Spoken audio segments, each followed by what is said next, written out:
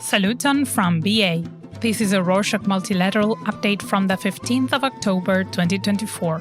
A summary of what's going down in the world's major multilateral institutions. Kicking off this edition, a NATO senior official cautioned on Saturday the 12th that Kosovo's decision to reopen a bridge between Serbian and Albanian neighborhoods in the city of Mitrovica could potentially incite violence. He stressed that the reopening of the bridge should be handled through political channels as part of the EU-mediated talks between Kosovo and Serbia, and not a decision unilaterally made by Kosovo. He condemned Kosovo's approach to reopen the bridge and warned that the ongoing deadlock in negotiations aimed at improving Kosovo-Serbia relations continues to present a serious risk of escalating tensions. Even though there has not been a war in the Balkans in over 20 years, deep-rooted ethnic tensions remain, and multilateral organizations like NATO work to reduce the prospects of violent conflict. Also in Eastern Europe, on Sunday the 13th, Ukraine's foreign minister called for a strong global response after online reports emerged about the execution of 9 Ukrainian soldiers by Russian forces in the Kursk region. He denounced Russia's treatment of Ukrainian prisoners of war, called the treatment a severe violation of international humanitarian law, and is attempting to persuade the International Criminal Court to take action. Ukraine's military surprised much of the world by going on the offensive and taking control of Russian territory in the Kursk region in early August. Russian officials had long said that Ukrainian attacks into Russian territory would prompt retaliation. It remains to be seen whether the reports of the executions can be verified and what multilateral organizations like the International Criminal Court can do. In other news, following the EU's decision to impose tariffs on Chinese electric vehicles, the Chinese government announced on Tuesday the 8th that it would introduce an anti-dumping tax on brandy imported from the European Union. As of Friday the 11th, China's Ministry of Commerce will start collecting security deposits from businesses selling EU-made brandy, amounting to over 30% of the product's total value. This move aims to combat dumping, where goods are sold at prices lower than production costs in foreign markets.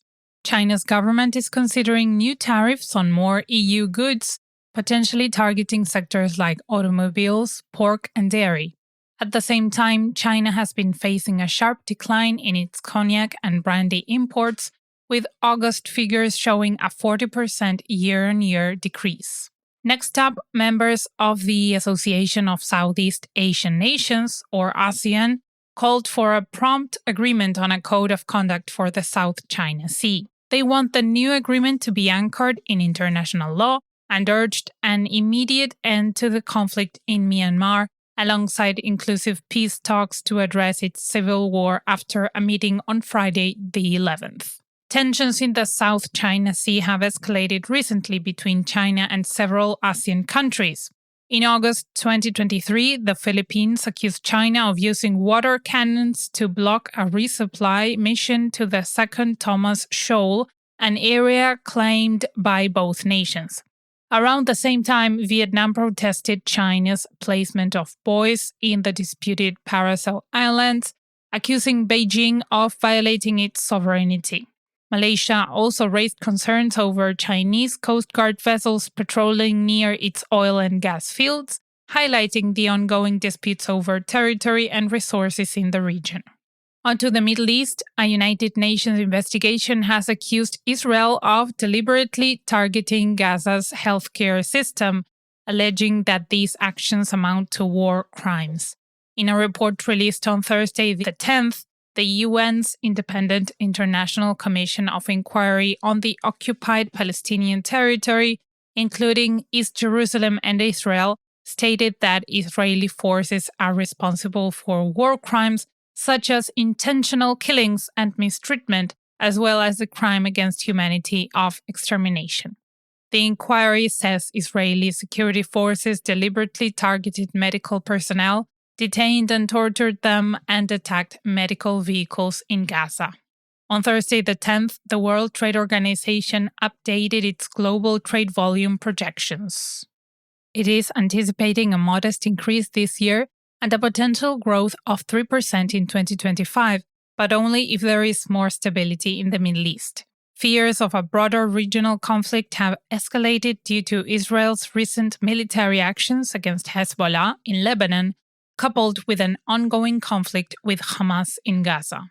A slight increase in global trade volumes can positively impact people's lives by boosting economic growth, creating jobs, and lowering prices on goods due to increased competition.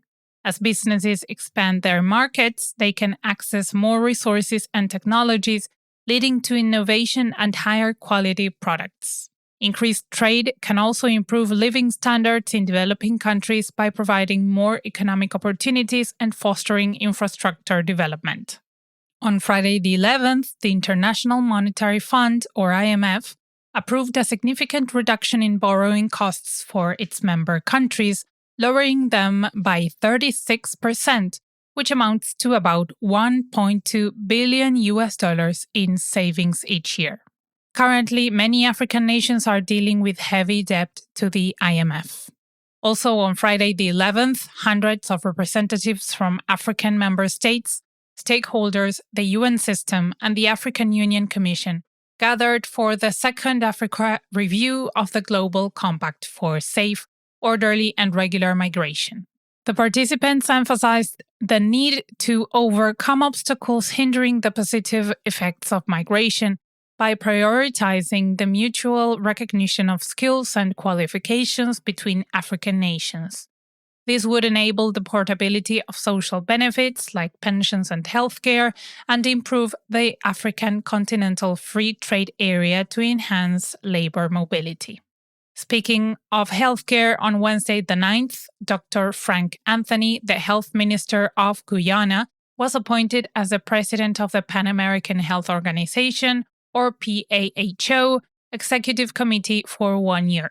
In his new position, he will spearhead efforts to protect and enhance the health and well-being of populations across the Americas. He reaffirmed his commitment to advancing PAHO's objectives, underscoring the necessity of international cooperation to address critical public health issues, including preparedness for pandemics, ensuring equitable access to healthcare, and bolstering health systems. On Thursday the 10th, Shannon Marie Soni, the Senior Director of Bilateral, Regional, and International Engagement at Immigration, Refugees, and Citizenship Canada, announced that the Canadian government, in partnership with the International Labour Organization, has unveiled a new initiative to help Venezuelan refugee and migrant women in Colombia, Ecuador, and Peru. By enhancing access to quality employment opportunities, the initiative seeks to maximize the contributions of these individuals to the development of their host countries. In other news, during the 40th session of the Economic Commission for Latin America and the Caribbean, held from Wednesday the 9th until Friday the 11th, global experts and regional authorities came together at a high-level seminar to explore the barriers stalling development in Latin America and the Caribbean.